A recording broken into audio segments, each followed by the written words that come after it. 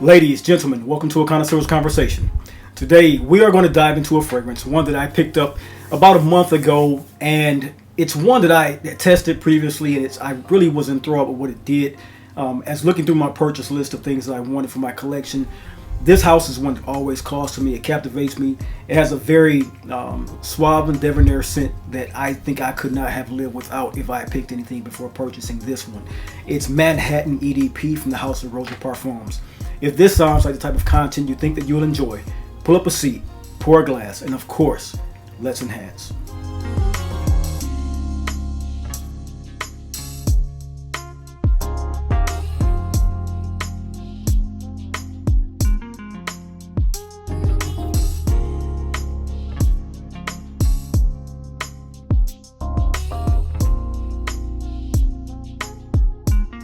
Ladies, gentlemen, welcome to the Drydown, the lifestyle channel where we as enthusiasts aspire to enhance and elevate our olfactive sensory experiences through the understanding of the different aromas, facets, and nuance of scent, cigars, and wines.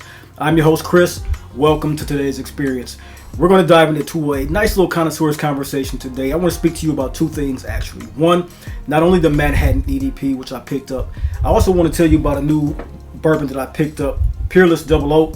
So if you guys are bourbon fans or drink specialist fans, I want you guys to hear about this particular take that I have on Peerless bourbon. Great tasting bourbon. I'll give you a hint of what I feel for that at the end of this conversation. But first off, I want to talk to you guys about Manhattan EDP by the house of Roja Parfums. This one here is a scent that I was very, very well impressed with when I picked it up. More and more impressed by the days that I wear it. Comes in this nice cough red style of box.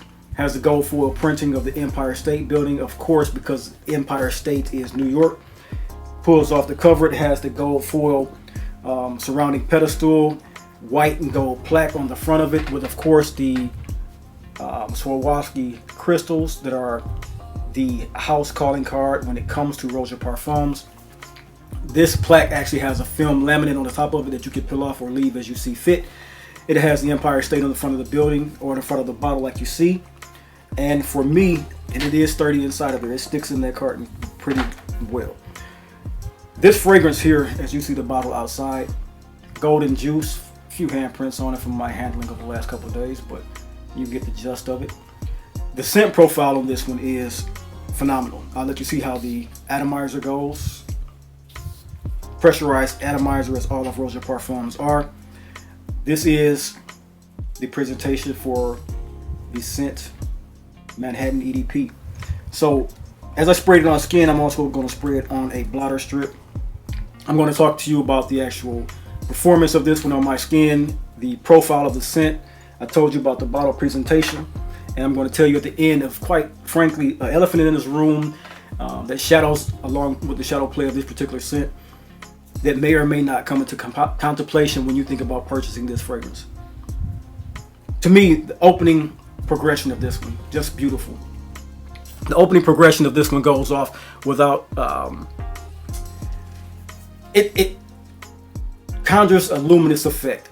First and foremost, it goes off pretty damn well. It's something that is a vanilla tobacco centric fragrance, which I did not know when I was learning about this particular scent. I thought Manhattan would be a spicy style of fragrance, but when I was able to pick up this one, the bold take on vanilla and tobacco is what you get as a profile overall. So if you're a tobacco fragrance fan, a patchouli fragrance fan, or even a benzoin fragrance fan, you're going to really enjoy what Manhattan EDP has to offer as a fragrance and the way that it evolves on the skin. It's a warm aromatic style of tobacco. It's the hay-like tobacco that we all come to love in fragrances that I want to talk to you about, the elephant in the room, which is the scent of tobacco vanille. If you're a fan of tobacco vanille, you're going to get some of the nuance of the tobacco and cinnamon profile of the particular scent in Manhattan. But the thing about this one is, the differentiator in these particular scents is phenomenal. If you are a fan, like I stated, this one, tobacco vanille, is a scent that is very heavily compounded in the coumarin, cinnamon spice, and tobacco, with a little bit, or not a little bit, but a lot of tobacco and vanilla as the veiling product that you get and the scent profile that you get. That's where it stands at a differentiator from the Roja Parfums. Now, as I got the elephant out the room, I'll tell you about the Roja Parfums Manhattan and how it differs and how I think it comes off better as a gentleman's fragrance, as a fragrance that is more suited to a 3-season scent than Tobacco Vanille, and how I've heard the two being compared to overstated and how they don't, to me, in my opinion. The way that Roja Parfums does his fragrances, he's poetic. He's big, he's bold, he's poetic. He's always one that has a scent that has a great profile, that has silage and projection. What he was able to do with the Manhattan EDP was bring back some of his projection, create a better longevity for the fragrance, and one that is more compelling for the wearer. Scent is luminous, like I stated. It's a very suave fragrance, very conducive to all types of affairs, mainly date nights and sensual affairs that you may find yourself in, but it is one that can be worn in different aspects of your life outside of the bedroom affairs or the actual essence of wearing it in a sexy and seductive way, because not only is it that, the actual feel of the fragrance with the patchouli and the actual tobacco and vanilla, this is the type of fragrance that you can wear as a CEO, as a manager, high-level manager, into the private rooms of restaurants. It's that type of a scent that has an accord profile that is very conducive to going out to dinners with high-profile clients, going out to restaurants that have a upscale ambiance, and these are the type of fragrances that you want. They hit it on the nose when they made this Manhattan profile, because it not only smells of the tobacco and the vanilla and the patchouli. When it starts out, it has this evolution that starts with Roja's mixture of fragrances and accords. The fragrances and accords that I love that Roja uses are usually the floral components. The way he veiled the actual scent with violet and heliotrope really comes off well outside of the comfort zone of what we have in Tobacco Vanille, and they are bigger in the profile. So the way he used the opening of his violet leaf, which is that grassy style of violet, the heliotrope which is that almond type nuance of sweet honey floral accords, then to gather that with the laconic feel, milky laconic feel of coconut, toasted coconut, not coconut milk, coconut tropical, but the toasted coconut feel for this one to lay alongside the patchouli vanilla tobacco profile of this one is phenomenal. He made a scent that was comforting, casual, yet sophisticated and cool while being suave and poetic.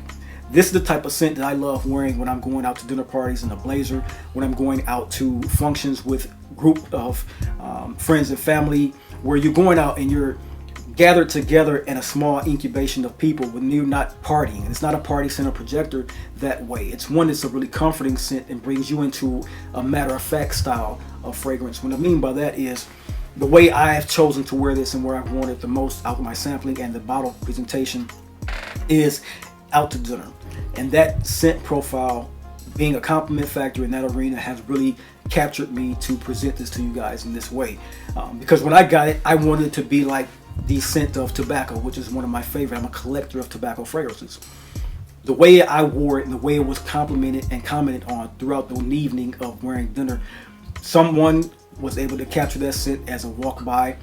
I was actually presented with a conversation, and throughout the evening, the person that I was talking to from across the table was getting whiffs off of my wrist. They really enjoyed the scent. I asked them about it once they commented, gave me some more feedback and thoughts on the actual scent, and they were able to give me more feedback of telling me how comforting and how cool and casual the scent smelled, but also smelling upscale and something they hadn't smelled before. The way I also perceive this, if you are a person who's ever been to New York or any metropolis that celebrates Christmas, you will get the actual Christmas presentation around the scent, just as you do with Tobacco Vanille. You'll get the tobacco, you'll get the heavy coating of cinnamon, you'll get pine, you'll get all the things that come into that mixture of a holiday season, holiday vacation. And that's one thing about this too, the conjuring effect of a beautiful scent profile that gives you an insight into what Roja was thinking when he made it. Great evolution. The thing on me about this as well is that it evolves over my skin over a 6 to 7 hour time span while lasting about 12 hours. You will get his use of vanilla, tobacco, and patchouli as the main profile accords. But what you always feel coming in the background is the coconut accord that comes off laconic, smooth, velvety smooth, and the feature of the two beautiful accorded florals that I stated, the heliotrope, and the violet. This is a masculine leaning tobacco scent with a great profile around it. You also get many of Roja's accords and notes that you always are familiar with. So this one not only harkens to me back to the essence of what tobacco vanille smells like, it also gives some insight into scents like Creation E that has a slight boozy effect with this beautiful accord of benzoin inside of it. And the benzoin plays so well off the vanilla that you get this raw balsamic feel to the scent that comes off projecting well throughout the 5 to 6 hour mark off your skin and coming very sexy. You also get a lot of clove and a lot of cinnamon and ginger spices and some pink pepper and musk and oak moss in this one. So you know it's the blending process that this maestro of perfumery has put together for us to very much so capture the essence of Manhattan. I would have loved to have smelled the parfum version of this one. I had not a chance to, because when I found out that it was on the market, the bottles had already been purchased and I had missed out on that one. But fetching up the actual EDP form of this one, I am very happy with what this scent does for me as a profile on my skin. Like I said, it's one that has a chameleon effect of being not only a bedroom scent but also a restaurant date scent, and that is one of the best ways that you can use tobacco, because most times tobacco will pick them up as being that chewy sweetness that we can sometimes feel in tobacco vanille or hear it and things like that. This one comes off more of the mature leaf smell, the tobacco of a mature cigar versus that cherry pipe tobacco scent. So it's one that screams gentleman, it's one that screams elevated. I won't say opulence, but I will say that it smells of a gentleman that has that gravitas about himself. He carries himself in a way that's everything feels immaterial because he's already had everything. And that's the type of profile that you get from this one. He's not one that is a trend setter, he's one that is the trend. And so that's the type of fragrance that you want to wear when you're looking to put that profile out directly. So for me, wearing this fragrance over the time frame that I've had it, I've very much so enjoyed it. I've enjoyed it throughout the sampling process, and just to say and be fit with what my personality is, I rate this fragrance at least an 8 out of 10, which will be 80 to 81% in its beauty on my rating scale. A beautiful scent that I think anyone who's a tobacco lover and also a patchouli lover, harkening back to a nice night in Manhattan at a steak restaurant, Michelin star restaurant, this is the type of fragrance you want to wear for that one. Goes in line, like I stated, tobacco vanille, the scents like Grand Soir, the scents like Creation E, those type of environmental fragrances that are night out fragrances that really harken to a special individual. This is what that screams for me.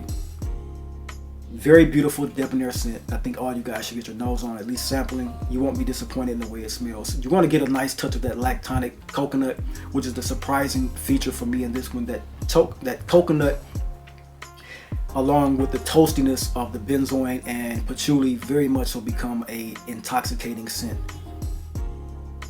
Very well done fragrance by the house of Roja Parfums.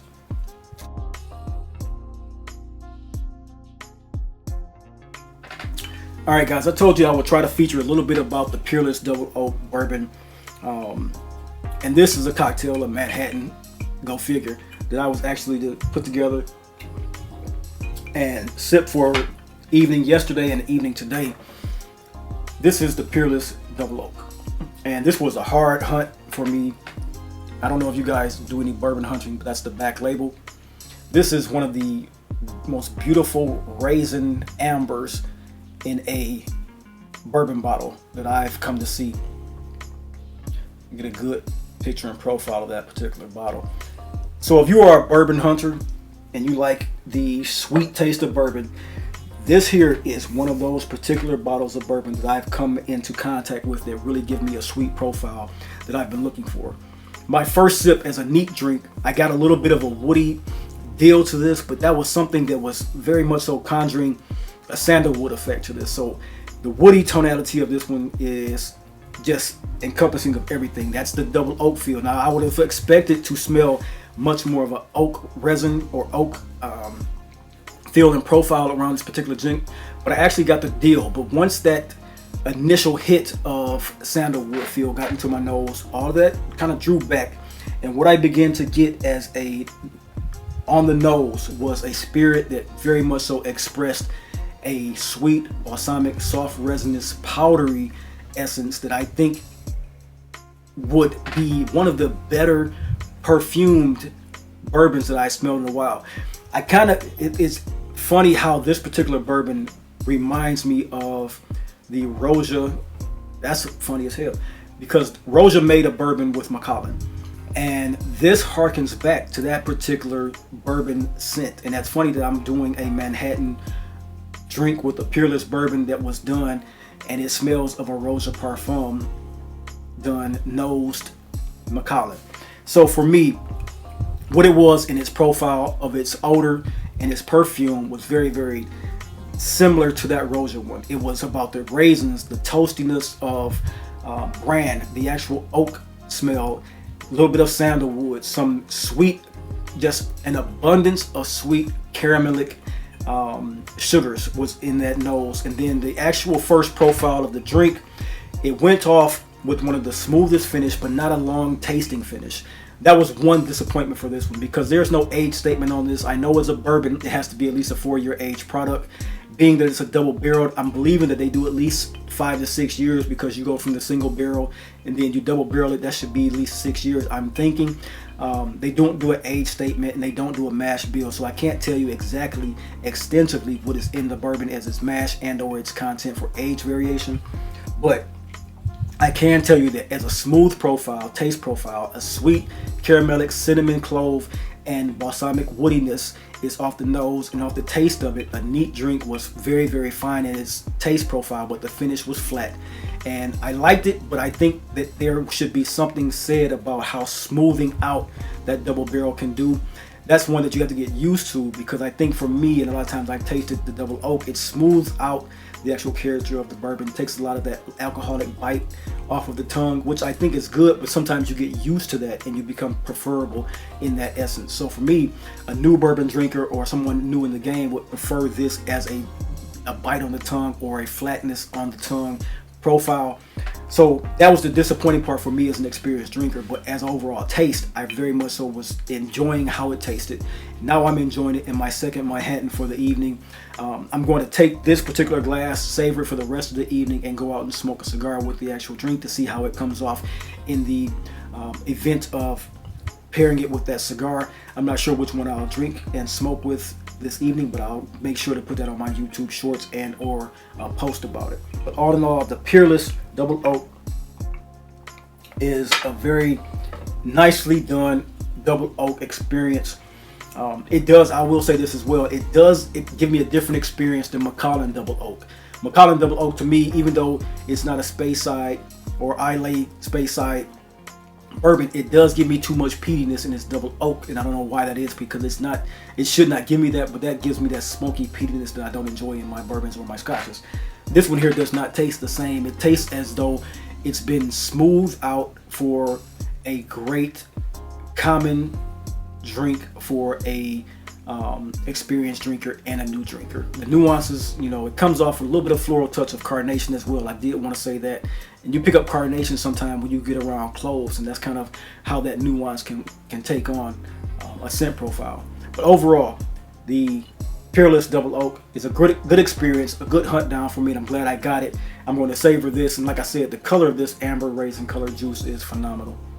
So if you guys are bourbon hunters, I'd say right now, just having a couple drinks off it, not experiencing a lot of it, but having a couple drinks off it, I would put this at like a 6.5, or between a 6.5 and 7.5 on a rating scale of 10. About enjoyability, especially on the scent profile, was great. And I'm going to do this with a couple different cocktails that I know how to make, and then drink it neat a few more times, and maybe post something else later. But for right now, 7.5, 6.5 in that range as far as a bourbon taste profile goes.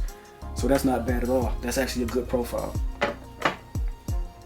Ladies and gentlemen, that is my video for you guys today. I hope as always you got something entertaining and educational from this particular video. And if you did, all I ever ask that you do, hit the like button, subscribe, and let me know down in the comments below if you've enjoyed Manhattan, if you like tobacco fragrances, or if you are a bourbon hunter and have ever tasted Peerless Bourbon Double Oaked.